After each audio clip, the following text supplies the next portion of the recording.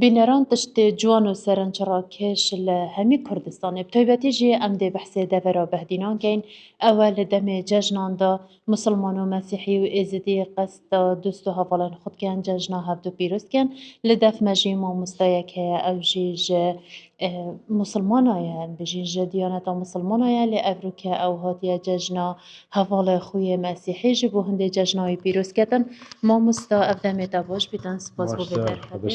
derfetê. Tu bû min behezke firoke yanî ev hevalîniya di navbera hewa de hey ayîn bûye rêgir ku hîn ev vê hevalîniyê bikin yan jî bû hewa delî ve xweştir lê hatiye? نخیر یعنی همه اواج بچیکهی وره جداید بونا من از الویزا خوی بی باجری من افرقیه ندیتیه یعنی ام وقت براتي مقابل ما هم مسيحي بي هم سيداجك جيران ما بي تقريبا 10-15 سالة جيران ما بي بجامعة أوا أس مجالي من نكتي السحاري بمدد في مغربي مديد أز بمدد وأس عيداي ججناي بيرز بكم وإن شاء الله هر سال خير وخشيادة أم إيكو دببين çünkü evcik bir taksin rastı. O mesela aynı Müslümanati an Mesihiyye min çicara ne diyte bir araya gel ko bebet ko am sara ekuduna din am qasa ekuduna kin an neçin cejna ekudu bilakis na خدي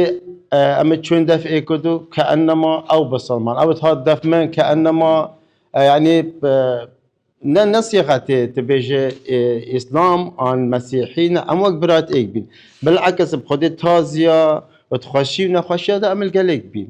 أما تجارة هم هرج بتشكهيجك من نديتيا كو إيك بيجت لا مسيحية أنا بسلمان أبد من نديتيا ناخر نوصابي ده hevalîniyê danu ke bu hevalîniyê hevalên Mesîhî digel hewa de çawane. والله هوال مسيح القلمة هم وكي برايد منا يعني باوركا هم هيك شوانم كوري سيدايا اما وكي براي منا وكي براي من بتشيكا چونكي از قلشي مسترم بس باوركا او قلك في قاف سريات مزانت باوريا تبت او جي قلك تشتابو من بيجت احتمال ابو بابا خنا قلتيا ام مصام اللي كنتو بستهين ام مصا حشي كنتو تكين هم بابوي هم برايت ويشك